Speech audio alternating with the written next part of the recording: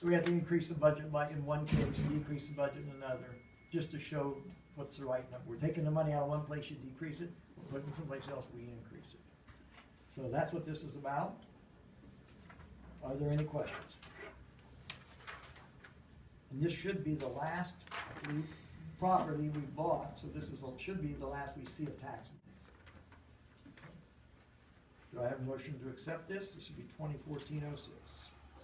Motion to accept resolution 2014-06, resolution to correct taxes paid on beach club property. Do I have a second?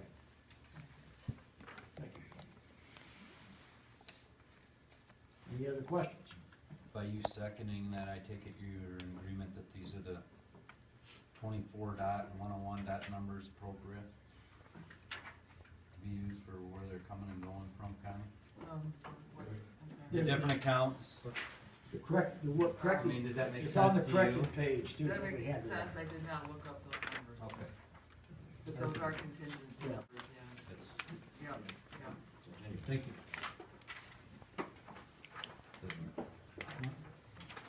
Any other questions?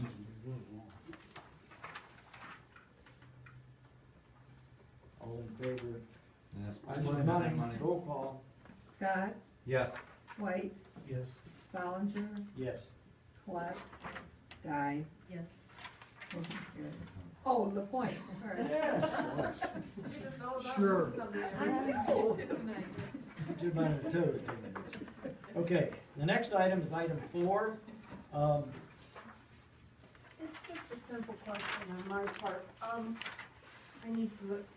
I apologize because what I realized is there's 2 sheets and I thought I had copied one on top of the other like this and it only ended up being one. Thomas J. Drennan is a licensed professional certified public accountant in Illinois. Thomas E. Drennan is also. So is Ann S. Drennan, and so is Karen E. Drennan. Our accountant that we hired, who originally we were told was a CPA here, whose last name is Drennan, was his first name Don, is that correct? Dennis. Dennis, okay. He, I thought when Gordon introduced him, that he was introduced as a CPA. And then somewhere down the road, he said, well, I'm not a CPA in Michigan, I was a CPA in Illinois. Well, this document indicates that since 1991, he has never been a CPA in Illinois either. And what that means to me is this. We're paying an awful lot of money for somebody who was credentialed, should have been a licensed professional. And it appears to me that he may be less than honest for one thing. And secondly, we may be overpaying for a skill we're not getting. I have a copy of his degree, Okay, and I have his resume, okay. and I've also attached his most recent bill. Do you have a copy of his CPA credentials? I do. What's your point? I'm questioning the honesty. This is his certified public accountant for, approved July 22nd, 1940. How old is this guy? 1943. My age. I was only 3 then. Yes, he's not a young person. Um, He's got a lot of experience. That's all I'm saying. Okay, well, he's not registered today as a CPA, so No, that was that's what why- my question was. That's why he wanted to be referred to as an accountant, because he's not currently registered, but he's worked for other CPAs. But he's not a CPA at this time. Well, he has the education. Right. Well, Yeah, And we're I paying- have a life certificate to teach, but I can't teach now. wait a minute. That's not. Just for the audience, we're paying a guy $30 an hour. For your information, you're not gonna get a professional CPA.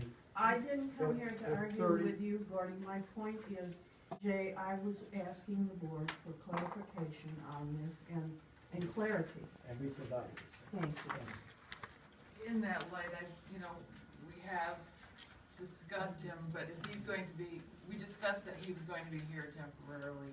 If he's gonna be gonna be a contract employee, I think the board needs to vote on that. I don't think it should just be, it was a temporary thing. Well, let me go over that, just for refresh people's memories. That was discussed at the,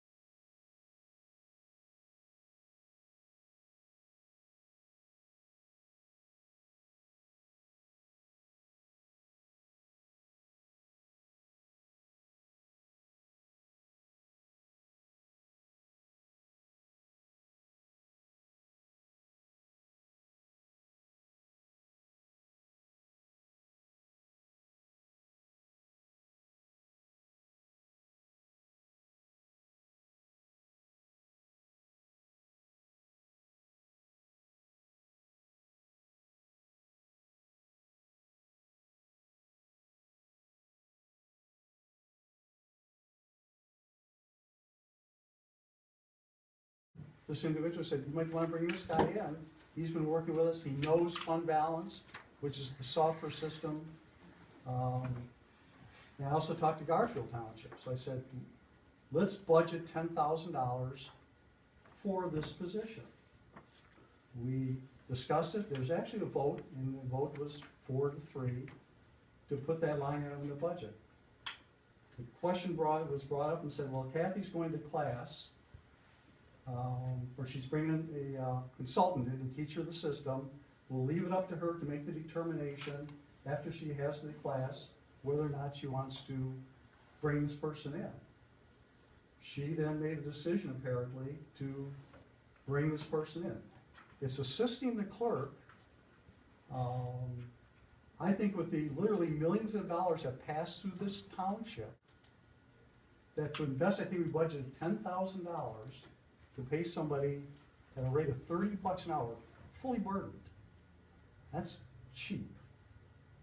And as long as the clerk is saying she is receiving value for this function, I certainly would endorse it. Of all the monies this township spends on different things, money is number one. And Well, if you also remember that meeting, I was asking that it be put under the clerk's budget so that she could make that decision, and she was the one that said, no, it needs to be at the board level, so the board makes that decision, not Kathy and you. no, let me just, what the board said, there's this question, do we really need to spend the money? We said, well, let's put it in the budget. I don't care where you put it in the I budget. understand that, Gordon. And the question was, after she gets the various training, she would make the decision, is what it was said, is whether or not she wants to bring this person in to assist her. And as a trustee, I certainly endorse that. And- Well, as a trustee, I'd like somebody else. Okay, well, that's your, Right. but, Well, I kind of work with them. Only- I think that what we really need, if we need the help that this individual's giving, in your view, I think that they need to be able to work with the treasurer so that we don't have questions or issues like we did at the beginning of the meeting, where they're given a set of numbers, the treasurer prepares a report, in between that date and we come to a meeting and there's a different report and it creates this big uproar that we had at the beginning of the meeting. What it sounds like was that he gave numbers to Connie, somewhere between that date and today, those numbers changed and either he didn't relay that to Connie, or whatever the case may be. That's what it sounds like to me, sitting on the board. Well, he hasn't spoken to me at all. He hasn't responded to any emails. I have a real hard time working with him when I'm not getting any contact. And so it makes it look as if we're having issues that I don't think are really there, other than communication issues. well, listen, let's, I'm not gonna duck around the issue. You have trouble working with me, you have trouble working with Jay, you have trouble working with Kathy. I'm not speaking for them. I've got something I'm gonna make, some comments to make later. Well, I'm But- represented by counsel, so you better be careful. And that really scares the hell out of me. I'll tell you right now. Because some lawyer gave me a cease and desist, you know what you can do with that. And I'll make some comments, I'm up somewhere along the line and tell you exactly what I think of your lawyer's cease and This desist. is So a- let's just, What I'd like to do on this issue, if the board doesn't mind, we either can make a motion tonight, or we'll put it on our next business. motion to what? Well, Connie's asked a question about the board approving the hiring Dennis. Dennis did us a great job, helped us out a lot, I think, on an audit tremendously. We had a lot of things that we cleaned up that we inherited. So great. I think we've done, it's been a very good value for our money. So if the answer, if one of the questions is we need to make a vote, I'd make a motion that we do hire Dennis as the board to work with the clerk and work with the treasurer, and get on with it.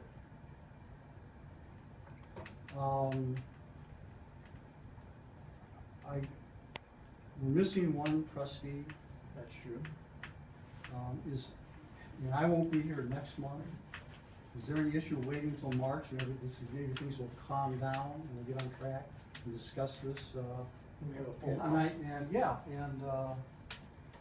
see what you wanna do. Well, that's an, okay. Paul, what do you think? Wait till March, I- fine?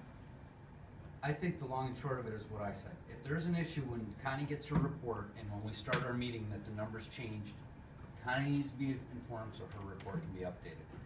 Whatever it takes to get Mr. Drennan and Connie at least communicating those numbers needs to be put in place, period.